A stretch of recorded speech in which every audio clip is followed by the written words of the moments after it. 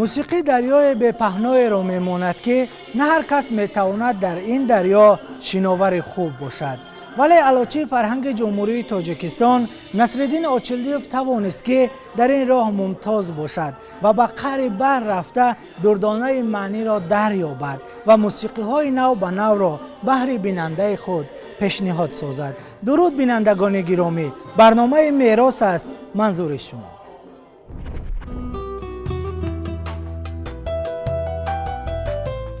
یکم یونیو سال 1977 در دهه اماندره شهر پنجکن در اویله اوچیلدیف ها طفلی به دنیا آمد که با اون نام نهادن نصرالدین و این طفلکی بیقرار زیر الههای مادر به وایه می رسید. ولی کسی امیدوار نبود که روز نصرالدین ششمقام سرا می گردد و در این جاده راه می یابد، زیرا امید و آرزوهای او تماما دیگر بود.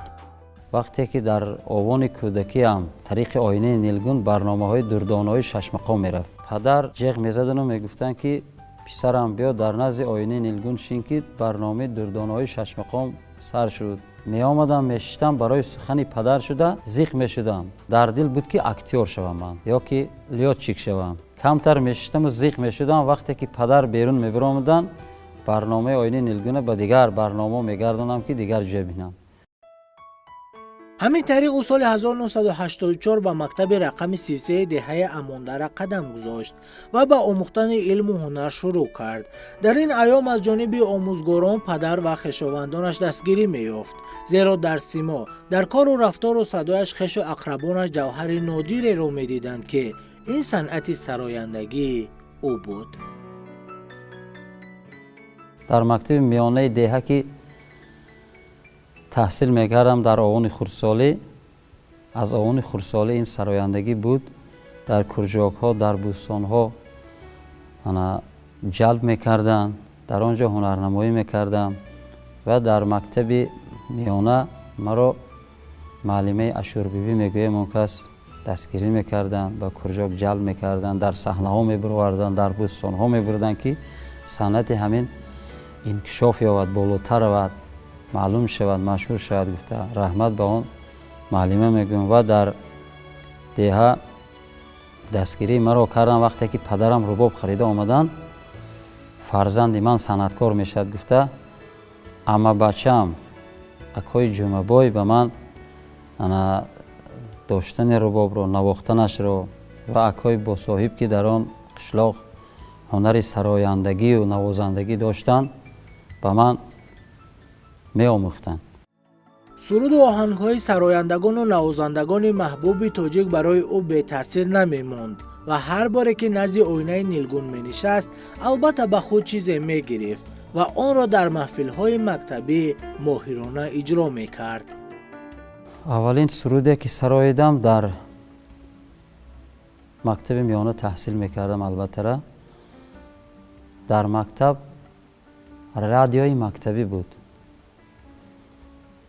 بلنگویک ها خیلی که میگیم نصب کردگی بود.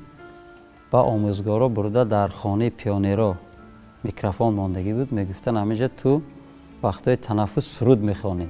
در همان وقت سرودهای آهنگهای استاد جوربینگ مرادوف را گوش میکردم، زمزمه میکردم، ازبر کردگی بودم. نشستند دشمن با بلبلو پروانه در یک جا. هم خیلی آوان کودکی بود. همین طریق علنگای صنعت در قلبش خاموش نگشت و مقصد پیش گذاشت که سراینده می‌گردد. پس از ختم مکتب میانه سال 1994 حجت‌هایش را به دانشکده دولتی فرهنگ و صنعت تاجیکستان به نام میرزا ترسونزاده سپرید. وقتی که به دانشکده صنعت آمدم در آنجا به من استاد الماس عبداللهیف روانشان شاد بود کمک های بسیار کردگی‌اند. در انسامبل درس میدادند، در علاهیدگی اختصاص درس میدادند. من سرودهایی که در روی مقام است، در مقام است آموزانیدند.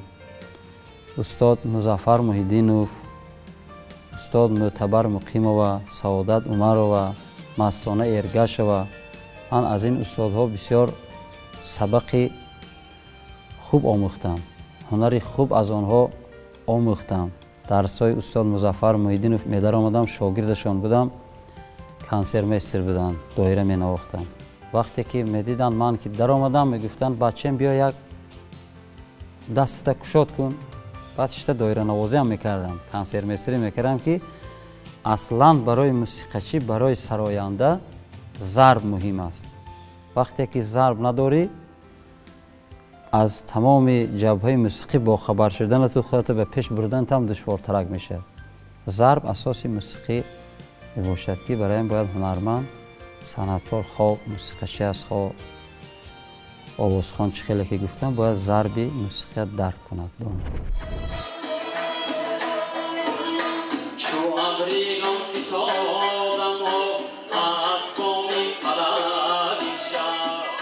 شورای سال 1999 فعالیت ایجادیش را از انسامبل ششمقام سرایانی به نام فضلالدین شهابوفی کمیته رادیو و تلویزیون نزد حکومت جمهوری تاجیکستان آغاز می‌بخشد و در این راه یک زمره سرودها را می‌سراید و چندین آهنگها را تولید می‌کند.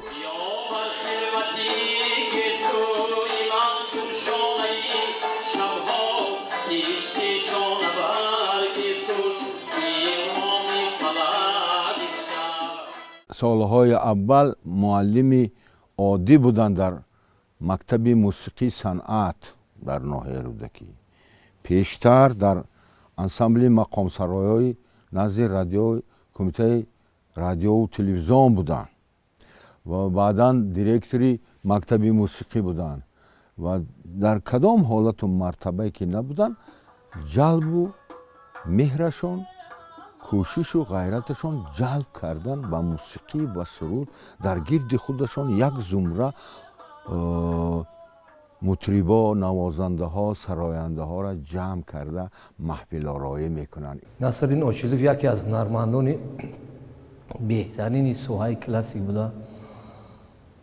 На танҳо соҳаи классик, ҳамаи жанрҳоро нағз ҳунарнамоӣ мекунад, ҳунарро нағз дарк мекунад ва ба шогирдон, ба фарзандони худ, ба насли наврасе ҳамин замон ҳамчун ҳунарманд, устод хизмат мекунад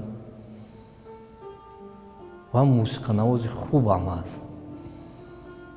Якчанд асбобҳои миллии тоҷикии моро нағз менавозад ва оҳангҳои хуб ҳам эҷод мекунад.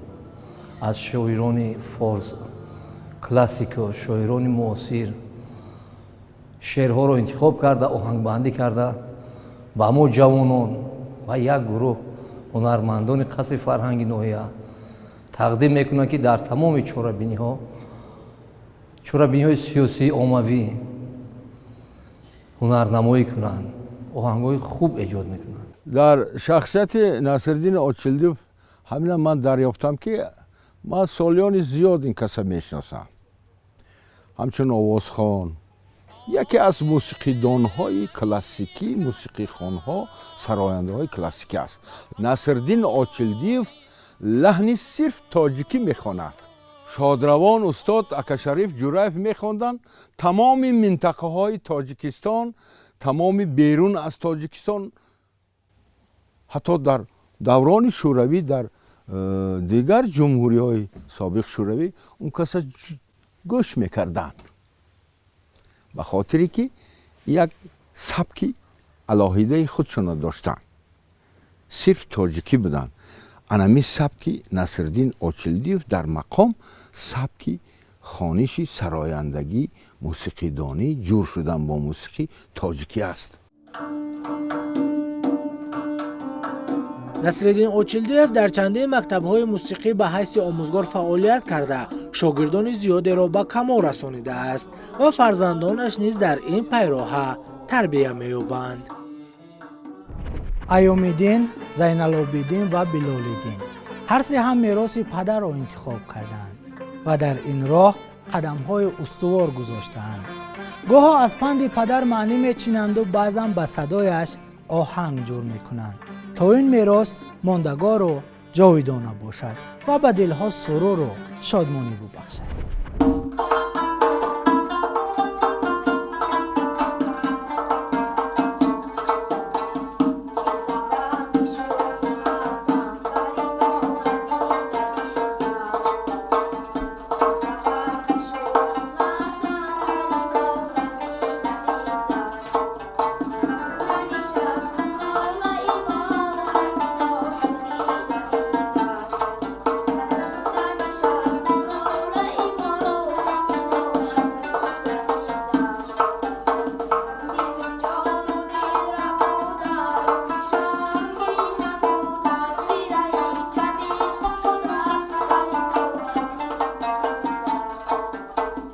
از دوران خردیشان بچه‌هایم به کسب پدرشان میل داشتند و کوشش میکردند که مثل پدرشان شوند. راهی که در حیات میپیماید مجبورا نمیشد. خیلی که خداوند گفتم که به من این موسیقی سنتی ما رو شش مقام رو نصیب دانست، آوازخوانی رو که من نایل شدم به این. فرزندانم هم از خردی خواهش داشتند، می‌خواستند که یک اسباب موسیقی است، سرایندگی است و من در همین صنعت خودشان رو سنجند.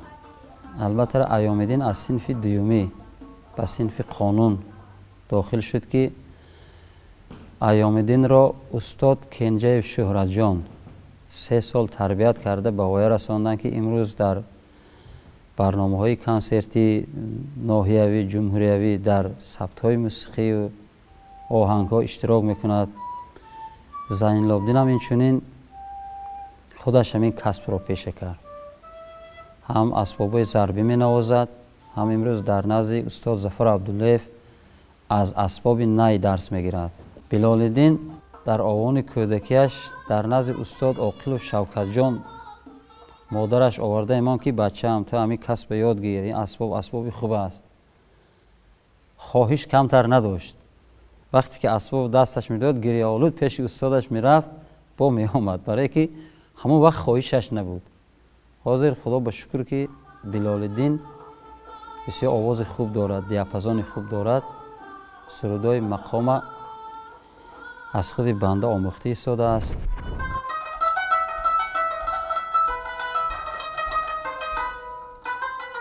ایام‌الدین اوچیلدیف 1 ینوری سال 2002 به دنیا آمده است و امروز از صنعت موسیقی آگاه گشته است و نوازنده خوب اسباب موسیقی دوتار و اسباب تاری قانون است. نواختن این اسباب خیلی دشوار است. یکی در رفتی کار این رو خیلی تیز یاد میگیری. هنگامی که من در صنف دوم تحصیل میکردم اسباب رباب را به من استاد مرادوف اکرام میآموزاندند و من نواختم، پدرم سرود می‌سراییدند.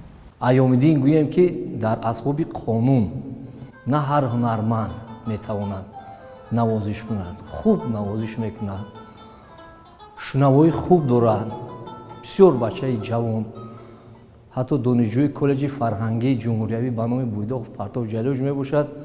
یکی از بهترین هنرمندان هم در بین جوانان تیز موسیقی را درک میکند، شنوایی خوب دارد و نوازش خوب هم میکند. صنعت موسیقی برای ایام‌الدین ارثی است گوییم خطا نمی‌کنیم. سرودخوانی پدرم به من در دلم مهری صنعتکاری را باز نورد. در پهلوی پدر بودن خیلی باعث افتخار است و هنگامی پدرم سرود میخوندم من اسباب قانون را گرفته مینواختم و آهنگ ایجاد میکردم. هنرآموزی فرزند در زینه‌های حیات به پیش رفتن فرزند از محیط عائله وابسته است و هنگامی که پدر و مادر تربیت خوب داد و در با مؤسسه تعلیمی که بردمان با استادایی که در آن مؤسسه هستند با ویا همکاری کند، رفتار کند، از فعل و اطوار و خاراکتر و فرزند خود ما با خبر شود، البته فرزند خوب به وای میرسد. شوهرم خیلی سراییدن و جور کردن اسباب ها رو می آموزند و فرزندانم کسب پدر رو انتخاب نمودند. در خاندان ما دائما سرود و موسیقی تنین انداز است. باعث افتخار است که در این عائله تولد شدم و میراث پدر را پیش برده ایستادم. ایام‌الدین امروز در کورس دوم کالج فرهنگی جمهوریوی به نام بویداقوف تحصیل دارد و نازکی‌های صنعت موسیقی را از خود کرده ایستاده است. زین العابدین نیز در جاده پدر قدم می‌زند و عین حال او نیز دانشجوی کالج نامبرده است و این میراث را صاحب گشته است.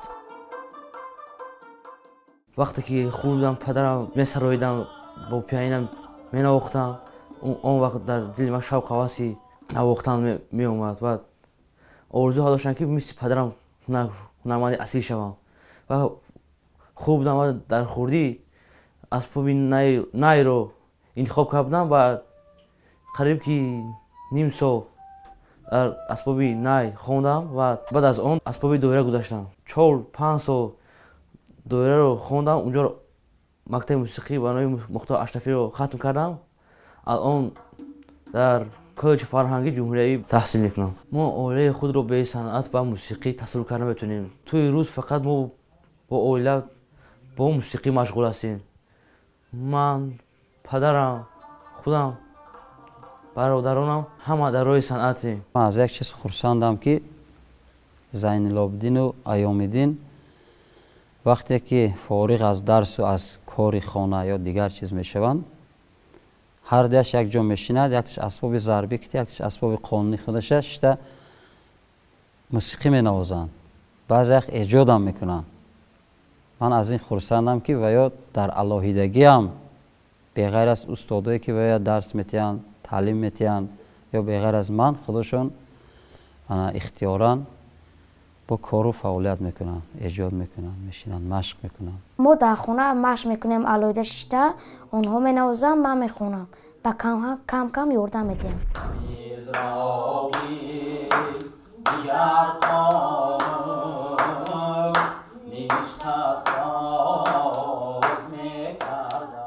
بلالدین آچیلدی فرزند خرده خاندان است. هرچند او در صنف هفتم تحصیل دارد ولی محیط اولیوی برایش به تاثیر نمانده است. با کمک پدر و برادرش در ژانر شش مقام سرود میخواند و صدایش را روشن میکند تا آیندهش درخشان باشد. وقتی که پدرم در شش مقام سرودن، انمی مهر در دلم جو شد. من انمی مهروز رو انتخاب کردم. من میخواهم که در آینده در شش مقام سرایم. پدرم به من میآموزاند که در ژانر شش مقام چه سرایم، چه نازکی‌هاشون را از خود کنم که منم و در آینده برآمده ژانر شش مقام و سرایم.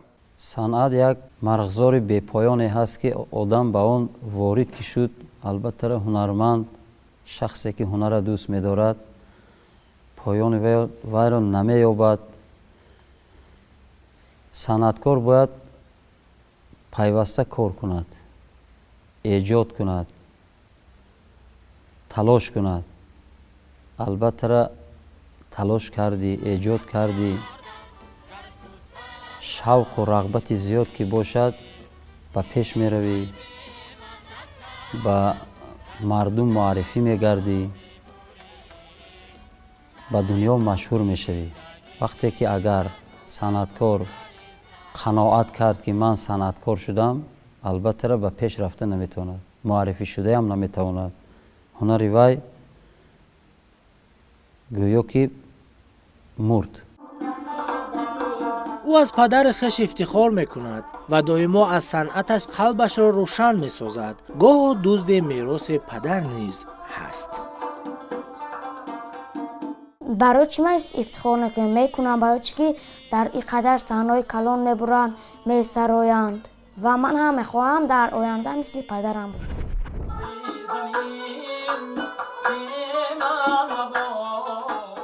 فرزندان میراث پدر را کسب کردند و از نصرالدین آچیلدی صنعت موسیقی را آموختند، زیرا پدر از عهده نواختن دوتار، قانون، نی، طبل و دایره به خوبی میبراید و با سرودهای دلنشینش به قلبها شادی میبخشد. لحظه های فراغت سر سفره آچیلدیف ها را به آهنگ و ترانه و سرود تصور کردن غیر امکان است.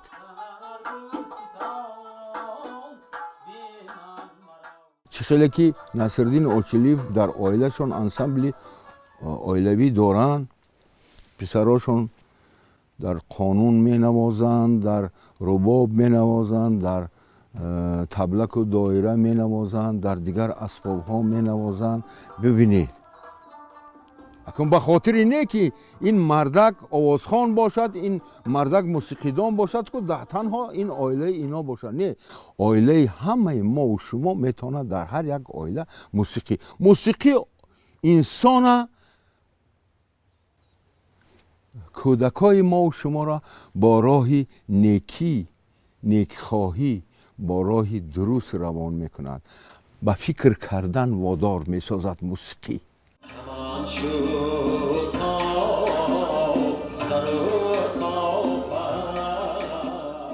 نصرالدین اوچیلدیف با مهنت و زحمت زیاد در راه موسیقی موفق گشته است و صاحب چندین افتخارنامه و جایزه هاست. برای کارهای شایسته و تعلیم و تربیت نسل نورس در راه موسیقی با او سال 2006 عنوان علاچی فرهنگ جمهوری تاجیکستان را سزاوار دانستند.